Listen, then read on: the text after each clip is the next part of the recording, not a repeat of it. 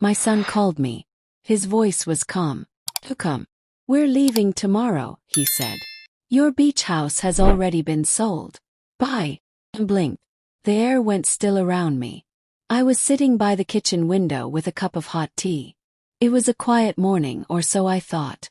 I replied, "But you forgot one thing." He paused. "What are you talking about?" I laughed. Deep, loud laugh.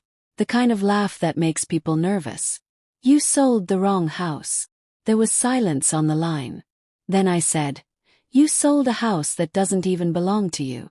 The house you sold belongs to the government." And that's when the nightmare really began. Hi, my name is James Carter. I'm speaking to you from Myrtle Beach, South Carolina. And I'm 67 years old. I've lived a long life filled with joy, pain, and the kind of stories that make people shake their heads in disbelief.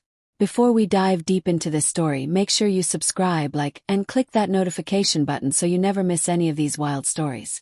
And let me know in the comments what part of the country you're watching from. I love hearing from y'all.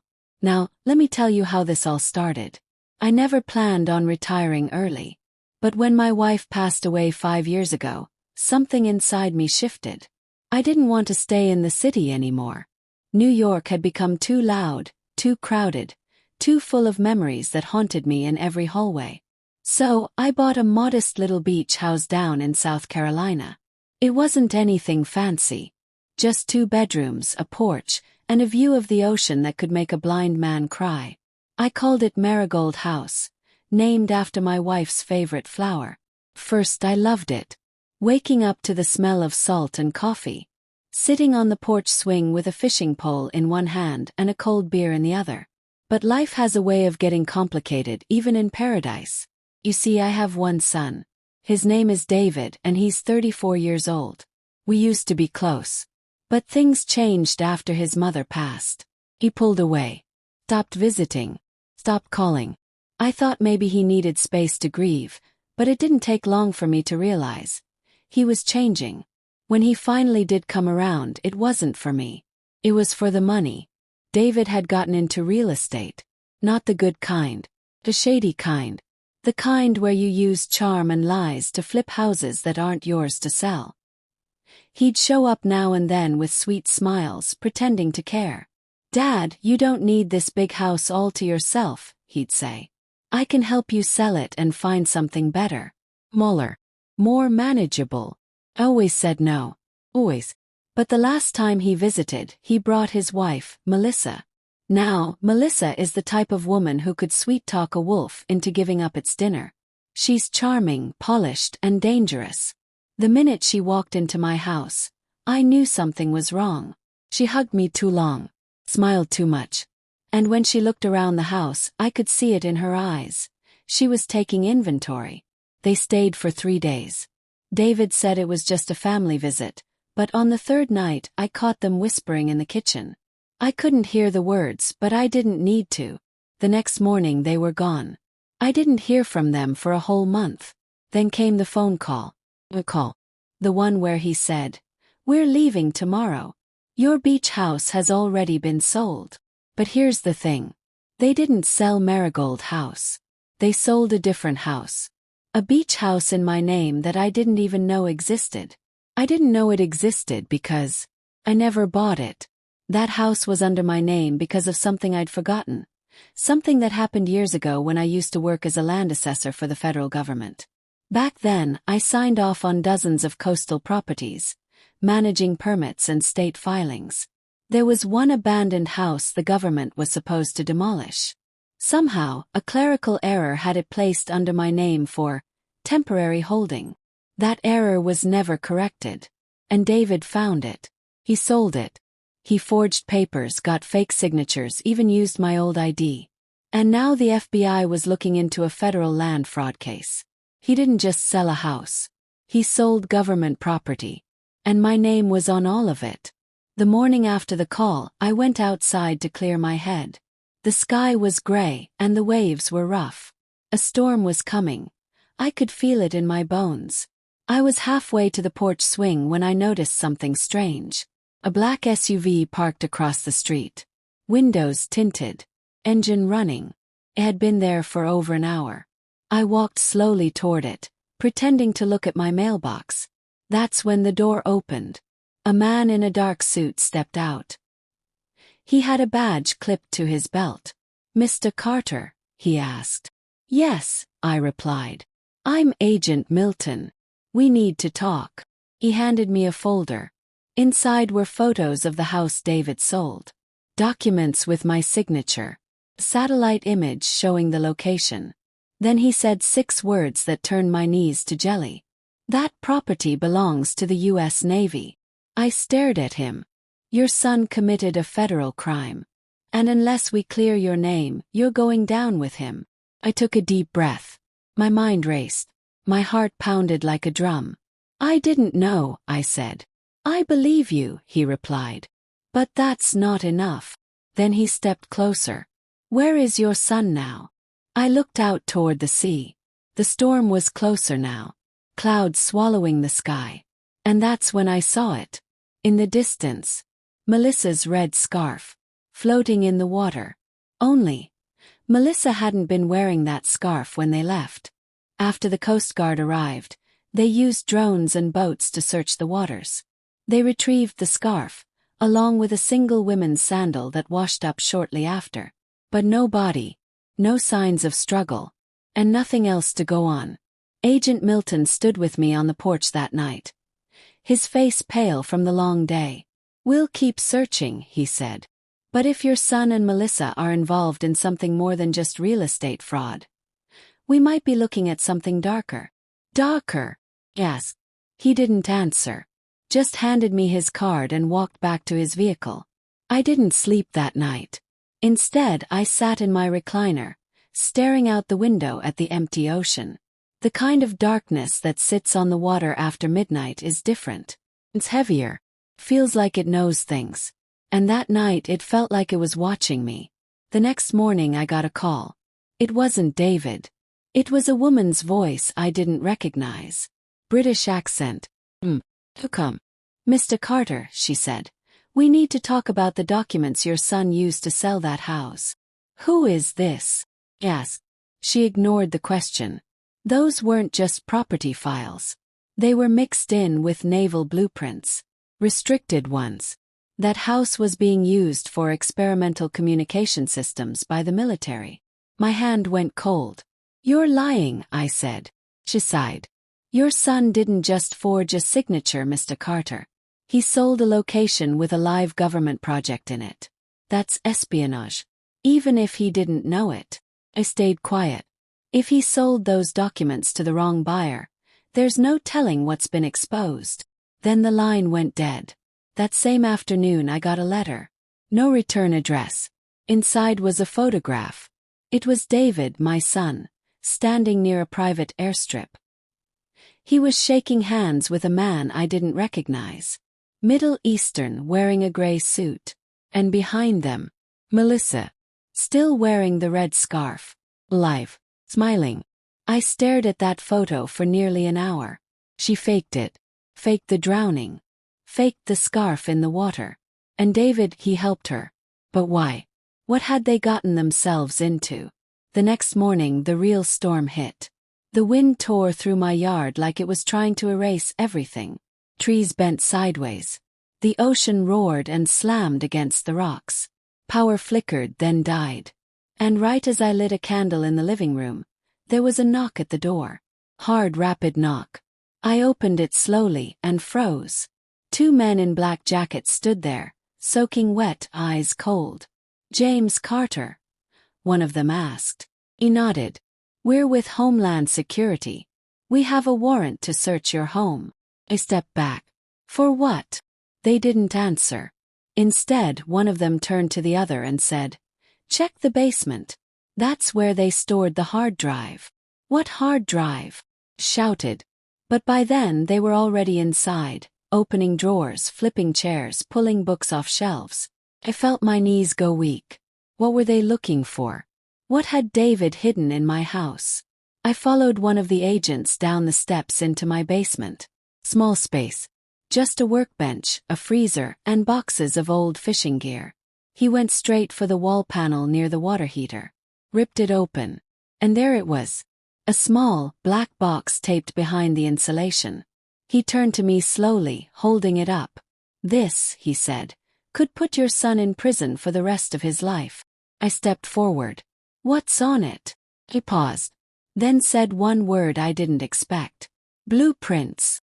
"Blueprints?" Yes. He nodded. "For a stealth drone system that hasn't even been released to our own military yet." I sat down on the steps, feeling like the house was spinning. My son hadn't just gotten greedy. He'd gotten stupid. He'd stolen from the wrong people. And now I was sitting in a house filled with lies, betrayal, and government secrets, while the people I once called family were on the run, possibly selling those secrets to foreign buyers. The agent turned to me. "You have one chance to make this right, Mr. Carter. Help us find your son." I looked up at him, and I swore to myself I would find David, not to protect him, but to stop him. 'Cause I was done being quiet, done being used, and done watching my family fall apart. But just when I thought things couldn't get worse, I got a text. No number, no name, just one line. "Stop talking or Melissa dies for real this time." The night after the shocking phone call, I couldn't sleep. The waves outside my window crashed against the shore, sounding louder than ever before, as if the ocean itself was angry. My hands shook as I held Richard's old watch, the one he left me when he passed. Every tick reminded me of the secret he had left behind, the secret my children didn't know, and the secret that would tear their greedy plans apart. But before I reveal that, let me take you back a little. Richard was a careful man. He didn't trust banks completely, and he didn't trust people too much either, not even his own family at times. "People change when money is involved, Maggie," he used to tell me. "They can love you today and betray you tomorrow." At the time I thought he was being too harsh. But now his words echoed in my head like thunder. 1 year before he died, Richard took me to the beach house porch. It was sunset, the sky painted orange and gold. He leaned close and whispered, "If anything ever happens to me, promise me you'll keep this safe."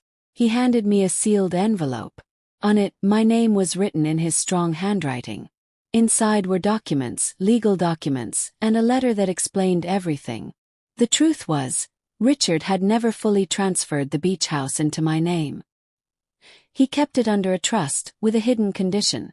If anyone tried to sell it without my full agreement, the sale would be invalid. It was his way of protecting me, even after death. I never told anyone. Not Emily, not David, not even Susan. I kept it locked in a small chest under my bed, guarded like treasure. So when Susan and David thought they had sold the beach house, they didn't realize. They had sold something that legally wasn't theirs to touch. They had walked right into Richard's trap. The next morning I called Emily. "Sweetheart, I need you to come down to Florida. Something big has happened." She arrived 2 days later, her eyes wide with worry. "Mom, are you okay?" I nodded, though my hands trembled. I opened the chest and showed her the documents. She gasped. "So, the house can't be sold without your consent." "Exactly," I said. "Your brother and his wife don't know this. They think they've tricked me. But they're the ones who've been tricked." Emily hugged me tight. Dad was smart. He knew something like this could happen. But just as I felt relief, the storm grew stronger.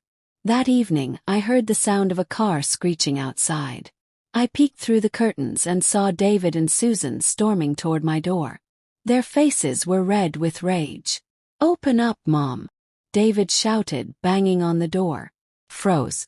Emily's hand tightened on mine. "Don't open it," she whispered.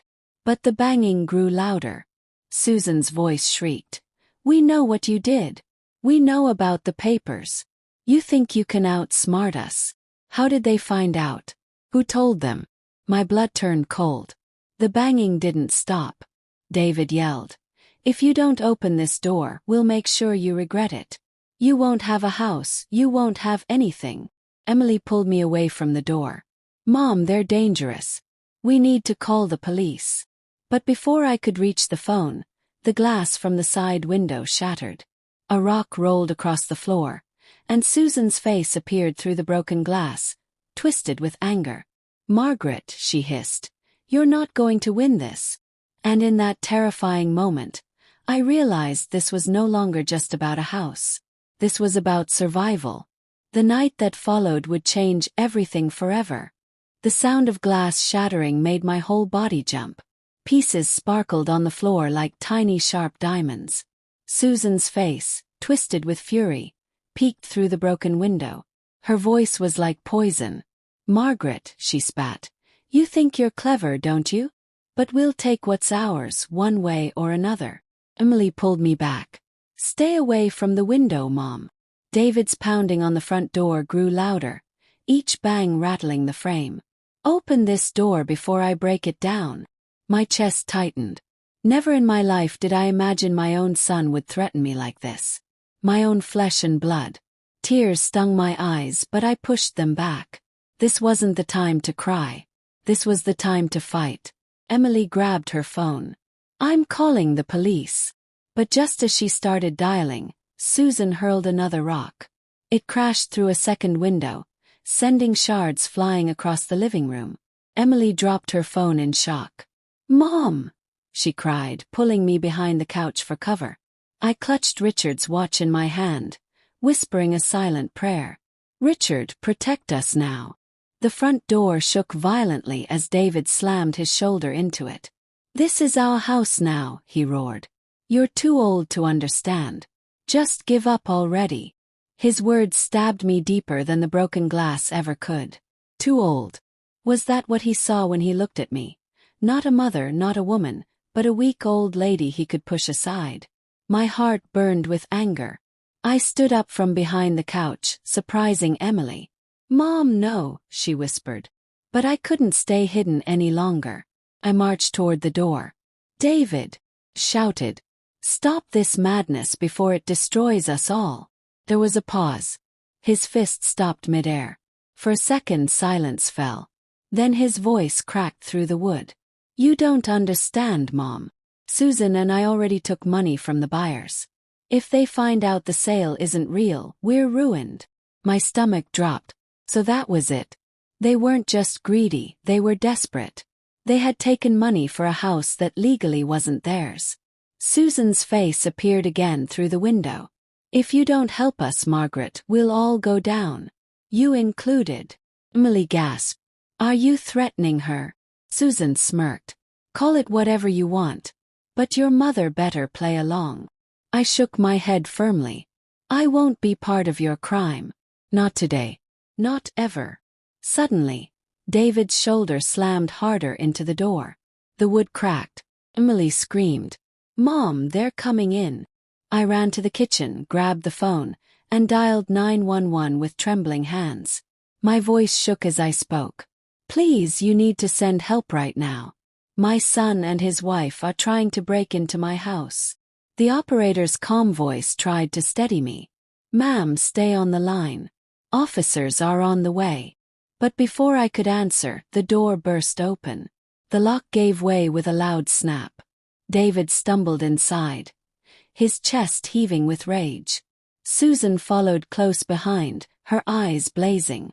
Emily shielded me. "Stay back," she shouted. But David's eyes were on me, not her. "Mom," he growled, "you don't leave us any choice. Hand over those papers." I clutched the documents to my chest. Over my dead body. His face darkened, and he took a step closer. My knees trembled, but I stood tall. For the first time in my life, I saw my son not as a boy I raised, but as a man who could destroy me. And then, just as he reached out, red and blue lights flashed outside. Sirens wailed, cutting through the chaos. Susan cursed under her breath. David froze. "Too late," I said, my voice shaking but strong. "The police are here."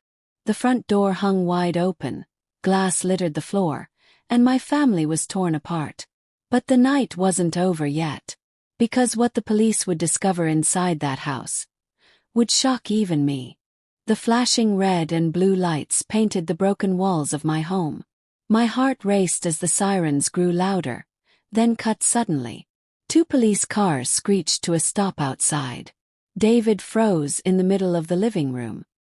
His fists were clenched, his chest rising and falling like a wild animal cornered.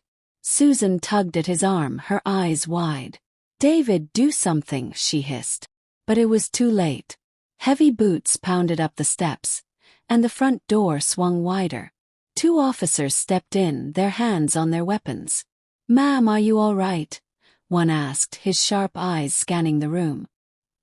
He saw the broken windows, the shattered glass, the documents clutched in my trembling hands. I nodded weakly. "Please," they forced their way in. "They're trying to steal from me." David suddenly snapped out of his freeze. "No. She's lying. This is my house too." His voice cracked with desperation. The officer raised a brow. "And you thought breaking the door down was the right way to prove that?" Susan's voice slithered through the room. "Officer, it's a misunderstanding. Families argue, don't they? She's just confused. She's old and—" "Enough!" I cut her off sharply. My voice shook, but I refused to be silenced. "I'm not confused. I know exactly what's happening here." Emily stepped forward. "She's telling the truth. My brother and his wife tried to sell the beach house behind her back." The officer turned to David. "Sir, do you have proof of ownership?" David's jaw tightened. We had documents. We signed." I stepped closer, holding up the trust papers Richard left me. "And I have proof that the sale is invalid. This house cannot be sold without my full consent. That's the law." The second officer took the papers from me, scanning them carefully. His face grew serious. "This looks legitimate. If that's the case, then what you two did could be considered fraud." Susan's face went pale. "Fraud? No, it's not like that." She grabbed David's arm tighter. "Tell them, David. Tell them it's just a mistake." David's breathing quickened. Sweat dripped down his forehead. We just needed the money." "I didn't mean." The officer cut him off. "Sir, you and your wife will need to come down to the station for questioning." Susan's scream pierced the air. "No. You can't do this to us. She's the problem. She's the reason we're desperate." The officer didn't flinch. "Ma'am, calm down. You'll have your chance to explain at the station." As the officers began escorting them out, David's eyes locked onto mine. There was no warmth left, only a fire that chilled me to the bone. "This isn't over, Mom," he spat. "You think you've won, but you haven't." The door slammed shut behind them, leaving only silence, broken glass, and the smell of betrayal hanging in the air. Emily hugged me tightly. "It's over now, Mom. You're safe." But deep down I knew better. David wasn't finished. A son who could threaten his own mother wouldn't stop so easily. Later that night, as Emily helped me clean the mess, I noticed something strange. One of the drawers in my desk was slightly open. I never left it like that. My heart thudded as I pulled it open and froze. The chest where I kept Richard's documents was gone. My knees buckled. "No. Emily rushed to my side. "What is it?" I pointed at the empty space. "The chest. Papers. They're gone." Her eyes widened. "But you had them earlier." I gasped as realization hit me like a wave. While the chaos unfolded, while the police were busy, someone had already taken them. And then I saw it. A small piece of torn fabric stuck on the drawer's edge. It wasn't Susan's. It wasn't David's. It was from someone else. Someone I never imagined would betray me. My whole body trembled. If those papers were in the wrong hands, everything Richard protected could vanish. And just when I thought I had survived the worst, I realized the real enemy might be closer than I ever knew. The sight of the empty drawer felt like a knife twisting inside my chest. My heart hammered against my ribs. The chest, Richard's chest, the only thing keeping the beach house safe, was gone. I pressed my trembling hand to my mouth. "Oh, Richard, they've taken it. They've really taken it." Emily knelt beside me, her own face pale. "Mom, calm down. You had the papers earlier. You showed them to the police. How could they disappear so fast? I don't know, I whispered. Unless someone was already watching us, waiting for the right moment. Emily's eyes darted toward the broken windows. The sea breeze pushed the curtains, making the house feel colder than ever. Maybe Susan grabbed them during the fight, she suggested. But I shook my head. No, I was watching her. She never got near the desk. Then David. No, I said again. He was too focused on breaking the door. He never came this far inside. Emily frowned, chewing her lip. Then who? That question rang in my ears like an alarm. Who else knew about the chest? Who else had a reason to take it? I tried to stand, but my knees wobbled. Emily helped me to my chair, and I clutched Richard's watch tightly, as though it could give me strength. Mom, Emily said gently, maybe the officers took it by mistake. Evidence, you know. I wanted to believe that. Oh, how I wanted to. But deep down I knew better. The police had left with Susan and David, nothing more. And the torn piece of fabric I had found wasn't part of any officer's uniform. I pulled the small cloth from my pocket, holding it under the lamp. It was soft, patterned faintly with flowers. My stomach twisted. I knew that fabric. I'd seen it many times before. Emily leaned closer. Do you recognize it? My throat tightened. Yes, but it doesn't make sense. The fabric was from a scarf. A scarf worn often by someone I trusted completely. Someone who had been in my house many times before. Emily, I whispered. It belongs to your aunt. Her eyes widened. Aunt Claire. I nodded slowly, my chest heavy. Claire, my late husband's sister, my sister-in-law. She had always acted kind, always visiting me with food or gifts. She even helped me clean sometimes. But what if all along she had been watching, waiting, smiling while secretly planning to take what wasn't hers? Emily shook her head. No, Mom, that can't be right. Aunt Claire wouldn't. But before she could finish, headlights flashed outside. Car door slammed. We both froze. Then came a knock. 3 sharp knocks that echoed through the broken house. Emily grabbed my arm. Mom, don't answer it. But my heart knew. I already knew who it was. A familiar voice called from outside.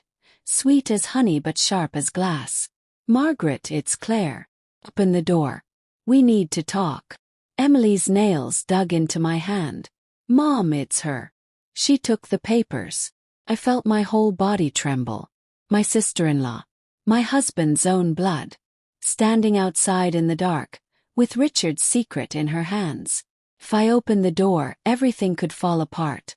If I didn't, she might come in anyway. The house was no longer safe. The family I trusted was no longer family. And the secret Richard left me was now in the hands of a woman who might destroy us all. The knocking grew louder. Claire's voice hardened. Margaret, I know you're in there. Don't make me force my way inside. Emily's voice broke in fear. Mom, what do we do?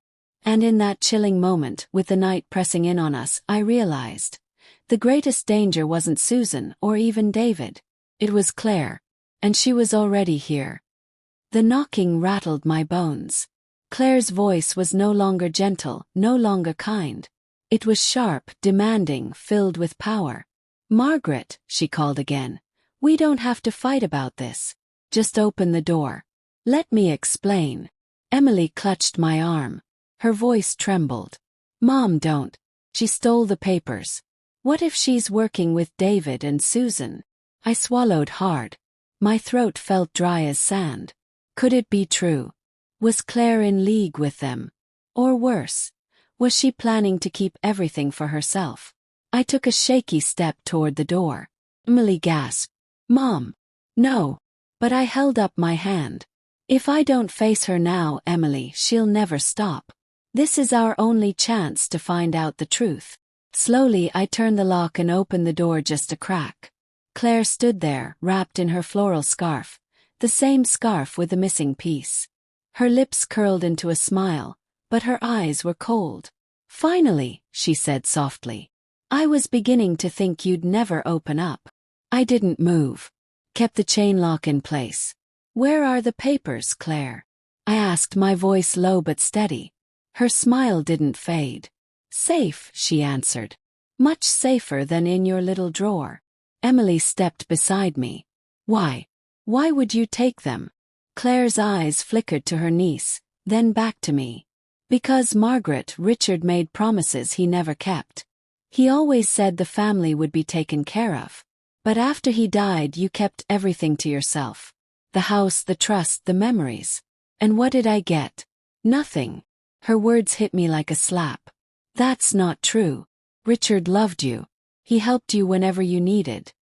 He paid your debts, he gave you the house, she snapped, her voice rising. He gave you everything and left me with scraps. Do you know what it's like to watch your brother build a life and then die, leaving you invisible? Emily's jaw dropped. So you think stealing from Mom makes it right? That's not justice. That's greed. Claire leaned closer to the crack in the door, her eyes narrowing. Call it whatever you like. But those papers give me power now. And unless you want to lose everything, you'll listen to me. My stomach twisted. What do you want? She leaned in further, her voice dropping to a whisper. Half. Half. I repeated. She nodded slowly. Half of everything. The beach house, the trust, the money it brings in. You give me my share, or I take those papers to the buyers myself. And trust me, they'll believe me over you. Emily gasped. That's blackmail. Claire shrugged. It's survival. I felt my knees weaken, but I gripped the doorframe. And if I refuse? Her smile vanished. Her eyes darkened like a storm. Then you'll regret it, Margaret. More than you can imagine. A heavy silence filled the air. The waves outside crashed against the shore, as if echoing the danger in her words. And then, before I could answer, headlights swept across the driveway again. A car pulled up fast, gravel spraying under its tires. David's car. He jumped out, his face twisted with rage. Susan followed, her heels clicking like daggers on the pavement. Claire's smile returned, wicked this time. Well, she said softly, it looks like the whole family's here now. Emily's grip on my arm tightened. Mom, this is a trap. And in that chilling moment, as David and Susan stormed toward the porch, and Claire stood with the papers in her hands, I realized the truth. I was surrounded by my own family. The door opened slowly. My heart almost stopped beating. And when I saw who walked in, I gasped so loudly the whole room seemed to echo with my fear. It was my son, but not the son I had raised. His face was dark, his eyes full of anger, and in his hand was a folder. He threw it on the table in front of me. You think you're smart, Mom, he shouted. You think you fooled us. The folder burst open. Inside were papers, pictures, and letters. Some of them I recognized. Old deeds, property records, even photographs from years ago. He leaned close to me, his voice low and shaking with rage. That beach house. You tricked us. It wasn't even yours to sell. You gave us fake papers. Do you know how much trouble we're in now? I felt my chest tighten. I had expected anger, but not this much. I tried to stay calm. Son, I whispered. Sit down, let me explain. Explain. He cut me off, slamming his fist on the table so hard that the coffee cups jumped. There is nothing to explain. You made me and my wife look like fools in front of the buyers. They want their money back, Mom. And they're threatening to call the police. Froze. Police. My blood turned cold. For a moment, the whole room was silent. My mind spun in circles. How had everything gotten this far? Just weeks ago we were a family. Now, my own son was standing in front of me, ready to tear me apart. I stood up slowly, meeting his furious eyes. You want the truth? Yes. Fine. I'll give it to you. But once you hear it, there's no going back. He folded his arms. Then talk. I took a deep breath. That beach house was never mine. It was your father's gift to me. And before he died, He made me promise that no one would ever touch it. Not you. Not your sister. Not anyone. He blinked confused. What are you talking about? Dad left everything to us. I shook my head. No, not everything. That house was special. Carried secrets you don't know. And the day you tried to sell it, you broke a promise that could destroy this family forever. His face changed from anger to disbelief. He stepped back, his eyes darting nervously, as if he suddenly remembered something. What secrets, Mom? He whispered. What are you hiding? Before I could answer, there was a loud knock on the door. We both turned. The knock came again, harder this time. Open up, a voice shouted. We know you're in there. My son's face went pale. He grabbed the folder and shoved it under his arm. Who is it? I asked, trembling. He didn't answer. Instead, he whispered, Don't say a word. Let me handle this. But before he could even move, the door burst open, slamming against the wall. And standing there were two men in dark suits, holding papers in their hands. One of them raised his voice. Ma'am, you need to come with us. Right now. My knees felt weak. I looked at my son, but his face was unreadable. For the first time, I couldn't tell if he was on my side or theirs. The room spun around me, and I realized something terrifying. This wasn't just about the house anymore. This was bigger, much bigger. And the secret I had been holding all these years was about to explode into the open. The two men in dark suits stepped into the living room. Their shoes clicked on the wooden floor, and their eyes scanned the room like hunters searching for prey. One of them held out a badge. Federal agents, he said firmly. We need to speak with you immediately. Froze. Federal agents. My son's face went white as chalk. He tried to speak, but his voice cracked. What do you want with her? The taller agent looked at me, ignoring my son completely. Ma'am, we have reason to believe you know about a property exchange connected to illegal transactions. You're coming with us. I staggered backward, my hand gripping the edge of the table. Illegal transactions. My son looked at me as if I had suddenly turned into a stranger. Mom, what did you do? He whispered.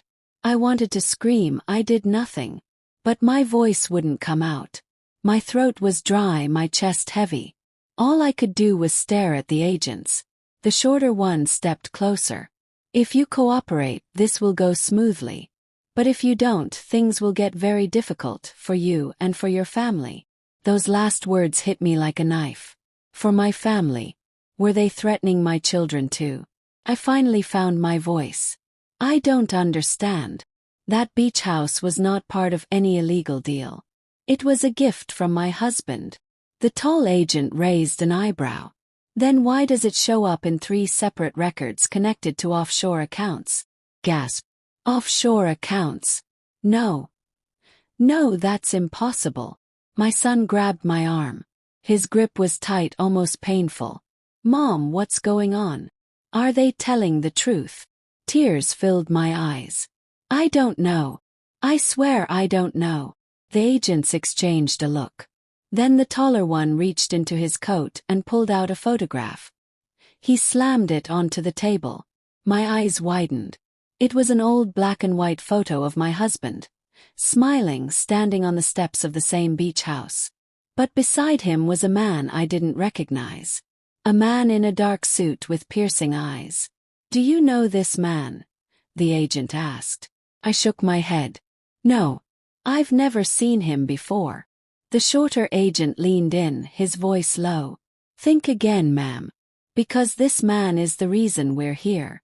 And if you don't tell us what you know, your whole family could go down with you. The words made my heart pound. I thought of my children, my grandchildren. Were they in danger? Was this why my son was desperate to sell the beach house? I opened my mouth to speak, but suddenly my son pushed past me. He snatched the photo from the table, his hands shaking. His eyes darted from the agents to me. This man, he muttered. I know him. The agent stiffened. You what? My son looked at me, his face pale, his voice trembling. Mom. This man isn't a stranger. This man used to come to our house when I was little. He and Dad. They had some kind of deal. The air left my lungs. My whole body turned cold. My husband deals with federal men. The taller agent's eyes narrowed. Then it's true. Your husband was involved. And that makes you the only living link. I stumbled back, shaking my head in disbelief. No, you're wrong. My husband was a good man. The shorter agent pulled something else from his pocket. Small black recorder. He pressed a button, and suddenly a voice filled the room. A voice I knew all too well. It was my husband's voice. And the words he spoke shattered everything I thought I knew about him. The room went silent as the recorder crackled. Then I heard it. The deep, steady voice of my late husband. My knees weakened. I reached for the back of a chair to hold myself steady. Everything is hidden in the beach house, his voice said. The files, the names, the money trails. If anyone finds out, the whole operation will collapse. No one, not even my family, must know. I covered my mouth with my hand. My husband. Talking about secrets, money trails, operations. It didn't sound like the man I loved. The man who tucked our children into bed every night. My son staggered back, clutching his head. Dad. No, this can't be real. The taller agent switched off the recorder and placed it on the table. His eyes locked on me. You see, ma'am. Your husband was not who you thought he was. And now, you are the last person alive who might know where those files are hidden. I shook my head, tears streaming down my face. But I don't know anything. I swear I don't. He never told me about this. The shorter agent leaned closer. Then why did he put the house in your name before he died? Why only you? My heart sank. I remembered the night before his accident. He had held my hand, kissed my forehead and whispered, "Take care of the house. Don't let anyone touch it." At the time I thought it was only because it was his favorite place. Now I realized it was more than that. My son turned to me. His face red with anger and fear. "Mom, you must know something. You have to. What if they arrest me too? My wife. My kids?" I shook my head. I don't know. I don't know anything. But deep inside a memory stirred. A locked chest in the attic of the beach house. I had never opened it. Could that be what they were searching for? Before I could speak, the taller agent straightened. "We don't have time for lies. You're coming with us. Now." He grabbed my arm, but my son stepped between us. "No. She's not going anywhere until you explain everything." The shorter agent pulled out a document from his folder. "This is the explanation. A warrant for her questioning. If she refuses, she can be arrested on the spot." My body trembled. Arrested. Me. I had never even gotten a speeding ticket in my life. Now, 2 men were threatening to take me away because of something my husband did decades ago. My son's face twisted with confusion and desperation. "Mom, what do we do?" I looked at him, then at the agents. My whole life I had been careful, obedient, honest. And yet here I was, cornered like a criminal. I swallowed hard. "If I go with you, will you promise not to harm my son or his family?" The taller agent hesitated. "That depends on what we find." That answer chilled me to the bone. Finally, with a trembling voice, I said, "Fine, we'll go. But first, let me tell you something about that house." They leaned forward, waiting. My son's eyes locked on me. I took a deep breath, my hands shaking. "There's a chest in the attic. My husband told me never to touch it. I don't know what's inside, but if you want the truth, that's where you'll find it." The agents exchanged a sharp glance. The shorter one picked up his phone. "We'll check it now." I turned to my son, my heart breaking. "Please believe me, I never knew about this. Your father, he kept this from us all." But before he could answer, the taller agent's phone buzzed. He answered, listened for a few seconds, then his face went tight with shock. He looked at me and said, "The chest, it's gone." Gasp. My son staggered back, his face pale. Gone. What do you mean gone? The agent's voice dropped low, almost like a growl. Someone got there before us. Someone who knew exactly what to take. My legs nearly gave out.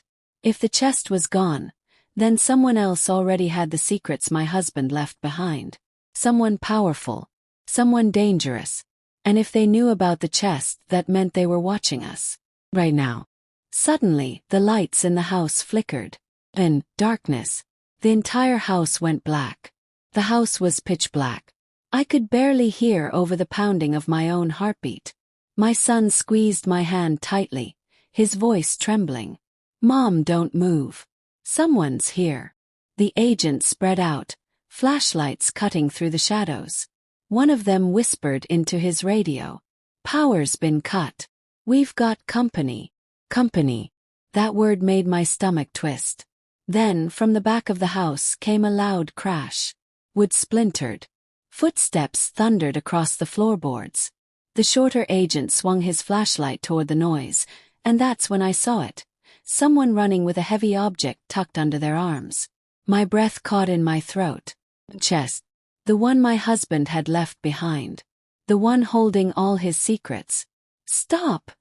The taller agent barked, racing toward the figure. But the person darted into the hallway, moving too quickly for their light to catch. My son let go of my hand and ran after them. Wait! Don't take it, he shouted. David! I screamed. My legs moved before my mind could think, dragging me down the hallway behind him. The figure reached the back door and threw it open. Cold night air rushed inside, carrying the smell of salt from the ocean. Moonlight lit the doorway, and for the first time I saw the thief's face. I staggered. Sarah! It was my daughter. My own daughter. Her eyes flashed with fury, her hands gripping the chest like it was her lifeline. Sarah, no! Cried. That chest is dangerous. Her voice shook with rage and pain. Dangerous. Or the truth you never wanted us to see. Dad left this for us, not for you to hide. The agents raised their guns. Drop the chest. Now. She shook her head wildly, tears streaking her cheeks. No. If you take it, we lose everything. I won't let you steal it from us. David reached her, blocking her escape. Sarah, please. Don't do this. We're family. She looked at him with shaking hands, then at me. Her voice cracked. Family. Family abandoned me years ago. This chest is all I have left. And then, before anyone could stop her, she turned and bolted through the open door into the darkness outside. The agents chased after her. My son hesitated, torn between following them and protecting me. I clutched his arm. My voice was barely a whisper. Let them go. We can't lose both of you. But it was too late. A single sharp sound split the night air. A gunshot. We froze. My son's face went pale. My hands shook uncontrollably. Outside, a scream rang out. The house went dark. My heart pounded so loud I could hear it in my ears. My son grabbed my hand. Mom, stay close. The federal agents pulled out small flashlights, their beams cutting through the darkness. One of them spoke into his radio. We lost power. Stay alert. Someone's here. Froze. Someone's here. The words chilled me to the bone. Suddenly, a shadow moved across the living room wall. A tall figure stepped forward, carrying a heavy-looking chest. My son gasped. That's it. That's Dad's chest. The figure's face appeared in the light. My stomach dropped. It was my daughter, my own flesh and blood. Her eyes were wild, her face pale but determined. I'm taking this. None of you can stop me. Sarah! Cried. What are you doing? That chest is dangerous. She laughed bitterly. Dangerous. It's freedom. Do you know how long I've struggled while you sat in that big house?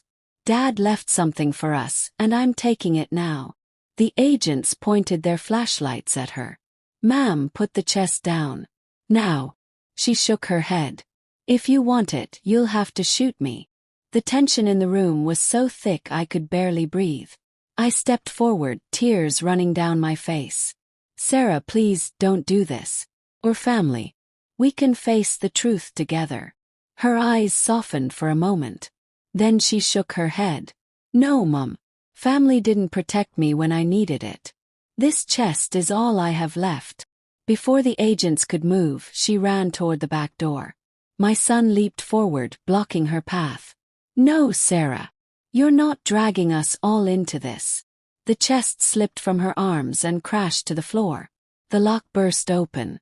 Documents, photographs, and bundles of cash spilled everywhere. The agents dove down, scooping them up, their faces grim. I fell to my knees, staring at the papers. Names, numbers, foreign accounts. All proof of my husband's secret life.